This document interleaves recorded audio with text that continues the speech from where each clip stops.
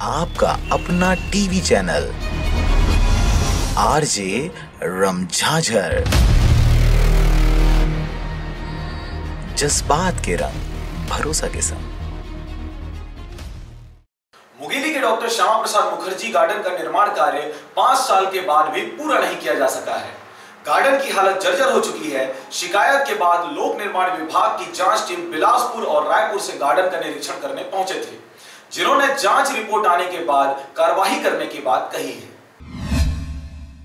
ये गार्डन की जो शिकायत की जांच के लिए हम लोगों के पास पत्र आया था, उसके रेफरेंस में हम लोग जो है यहाँ जांच करने आए थे। प्रथम दृष्टया क्या पाया गया सर इसमें जांच? प्रथम दृष्टया अभी हम कुछ नहीं बता सकते। अभी जो फाइलों को देखेंगे, फाइलों के में क्या चीज़ को इन्होंने पेमेंट किया, क्या काम करवाया, क्या काम सैंक्शन किया है, उसके आधार पर हम यहाँ पे जो देखे हैं उसके हिसाब से प्रतिवेदन। इसमें सर जाँच रिपोर्ट कितने दिनों में सौंपने की उम्मीद है? कोशिश तो ये है कि 1 हफ्ते के अंदर हम अपना जाँच प्रतिवेदन सबमिट कर देंगे। आपका